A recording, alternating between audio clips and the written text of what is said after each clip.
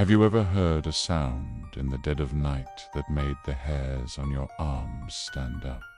A sound that wasn't quite an animal and wasn't quite human. Tonight, we're journeying to the misty, ancient landscapes of Cornwall, England, to a place where such sounds have been heard for decades. We're going to explore the unsettling legend of the Owlman. Our story begins in 1976, a year that would forever etch a strange and terrifying figure into local history. It was on a quiet April evening near the old Mawnan Church, a place already steeped in history and folklore. Two young girls, June and Vicky Melling, were on holiday with their family. They were exploring the woods near the church tower when they saw something that would haunt them for years to come. Perched atop the stone tower was a creature unlike anything they had ever imagined. It was huge, covered in gray feathers, with pointed ears and menacing red eyes. When it saw them, it rose into the air on enormous wings, its form a terrifying silhouette against the twilight sky. The girls fled in absolute terror, their holiday adventure turning into a real-life nightmare. Their father, Don Melling, was so disturbed by their genuine fear that he cut the family holiday short. He never wanted his daughters to go near that church again. This wasn't just a one-off sighting. Just a few months later, in July of the same year, two more girls, Sally Chapman and Barbara Perry, had a similar chilling encounter. They were camping in the very same woods near Mawnan Church. As dusk settled, they heard a strange hissing sound outside their tent. Peeking out, they were confronted by the sight of a massive, owl-like man standing nearby. They described it as having glowing red eyes and large, pincer-like claws. The creature stared at them, its presence radiating a sense of pure dread. Paralyzed with fear, they could only watch as it took to the sky, its powerful wings carrying it up and over the trees. Their account mirrored the Melling sisters' story so closely it was impossible to dismiss. The legend of the Owlman of Cornwall was officially born. What exactly is this creature that terrified these witnesses? The descriptions are remarkably consistent. The Owlman, or Mothman of Mawnan, as it's sometimes called, is described as a humanoid figure, roughly the size of a full-grown man. Its most prominent features are its massive feathered wings, which witnesses claim have an incredibly wide span.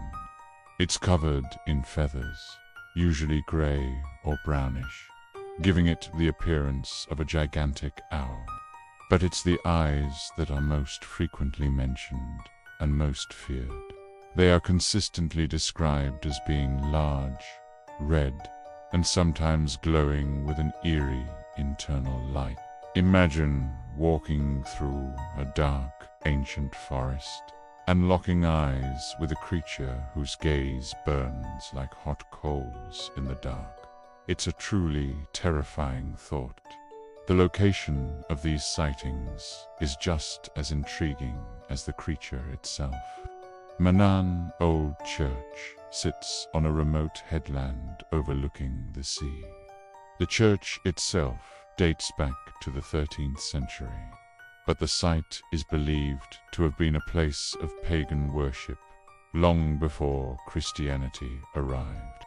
The area is shrouded in ancient folklore, with tales of mystical energies and strange happenings woven into the very fabric of the landscape. Is it possible that this place, a nexus of history and myth, is somehow connected to the appearance of the Owlman. Some believe the creature is a guardian of this sacred land, a timeless entity disturbed by modern intrusion. Others suggest it could be a manifestation of the area's ancient, pre-Christian energies. The woods surrounding the church, with their gnarled trees and deep shadows, certainly provide the perfect, spooky backdrop for such a legend to take root. Over the years, sightings continued to trickle in, though none were as well documented as the original 1976 encounters.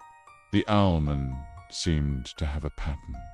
It almost always appeared at dusk or during the night, using the cover of darkness to its advantage. Its preferred audience, chillingly, seemed to be children or teenagers. This has led to some speculation. Are younger people more open to seeing things that adults have trained themselves to ignore? Or is there something more sinister at play? The creature never reportedly harmed anyone physically, but the psychological impact of seeing such a thing was profound. The sheer terror in the witnesses' accounts is palpable. It wasn't just the sight of the creature, but the feeling it evoked deep, primal fear. One of the most frustrating aspects of the Owlman case is the complete lack of physical evidence. Despite numerous sightings over the years, not a single feather, footprint, or blurry photograph has ever been recovered. This, of course, leads skeptics to offer more rational explanations. The most common theory is misidentification. Could the witnesses have simply seen a large European eagle? These birds are indeed massive, with a wingspan that can reach over 6 feet. In the low light of dusk, with its feathers ruffled and its large eyes catching the light, it's conceivable that one could be mistaken for something more monstrous, especially by a frightened child. The hissing sound is also consistent with the defensive calls of an owl. However, witnesses have always been firm in their descriptions. They didn't see a big bird. They saw a man-sized creature with bird-like features. An owl, no matter how large, doesn't have the humanoid form that was consistently described. Another theory points towards a hoax. The initial sightings happened in quick succession in 1976. Could it have been a prankster in a costume, trying to scare locals and tourists? While possible, it seems unlikely. The woods around Mawnan Old Church are dense and difficult to navigate, especially at night. Staging such a hoax, including perching on a church tower and appearing to fly, would be an incredibly elaborate and dangerous undertaking. Furthermore, the genuine, lasting fear displayed by the witnesses, particularly the children, makes a simple prank seem like an insufficient explanation. Don Melling, the father of the first 2 witnesses, was a rational man who was deeply convinced of his daughter's terror. He wouldn't have cut a family holiday short over a simple scare. The legend of the Owlman inevitably draws comparisons to another famous winged cryptid, the Mothman of Point Pleasant, West Virginia. The similarities are striking. Both are large, winged humanoids with glowing red eyes. Both are associated with a specific location and a series of intense sightings over a short period. The Mothman sightings in the 1960s were often seen as a bad omen, preceding a tragic bridge collapse, while the Owlman isn't linked to any specific disaster. Its appearance is certainly considered a terrifying and ominous event. This parallel has led some paranormal researchers to wonder if these creatures are related. Are they the same species of unknown animal, or perhaps something even stranger, interdimensional beings that occasionally slip through into our world at specific locations? As we delve deeper into the folklore of Cornwall, we find that the land is rich with stories of strange beings. There are tales of piskies, sprigeons, and knockers, mythical creatures said to inhabit the ancient mines and hills. In this context, a half-man, half-fowl creature doesn't seem entirely out of place.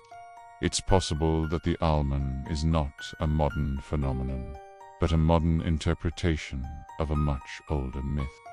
Ancient cultures worldwide have myths about owl-like humanoids, often associating them with wisdom, death, or the supernatural. Could the Owlman of Cornwall be a local variant of this ancient archetype? A figure from deep folklore that has resurfaced in the modern consciousness. The church where it was seen is built on a site with pre-Christian roots, a place where the old ways and the old gods might still hold some power. In 1995, a new piece of the puzzle emerged. A female tourist from Chicago wrote to the local newspaper, claiming to have seen a man bird with a ghastly face, a wide mouth, glowing eyes, and pointed ears. To her account, independent of the earlier reports, added another layer of credibility to the story. The sightings have become less frequent since the late 20th century, but the legend endures. The story of the Owlman has become a modern folktale, a cautionary story whispered among locals and shared by paranormal enthusiasts around the world. It's a chilling reminder that even in our modern scientific age, there are still corners of the world where mysteries lurk, where the line between reality and nightmare can become terrifyingly thin. So, what do you think? Is the Owlman a misidentified bird, an elaborate hoax, or something else entirely? Could it be a real, undiscovered creature, a cryptid hiding in the ancient woods of Cornwall? Or is it a supernatural entity, a guardian or a ghost tied to the sacred ground around Mawnan Church? The lack of evidence means we may never know for sure. But the story itself is powerful. It taps into our deepest fears of the dark, of the unknown, of the things that might be watching us from the shadows when we think we are alone. The woods around Mawnan Church are quiet now, but for those who know the story, every hoot of an owl, every rustle in the trees carries a more sinister weight. The Owlman may have retreated into the shadows, but its legend lives on, a haunting and captivating piece of modern folklore. Thank you for joining me on this journey into the dark woods of Cornwall. If you enjoy exploring these kinds of mysteries, please consider liking this video and subscribing to the channel. There are many more strange stories out there waiting to be told. Stay curious, and perhaps stay out of the woods after dark.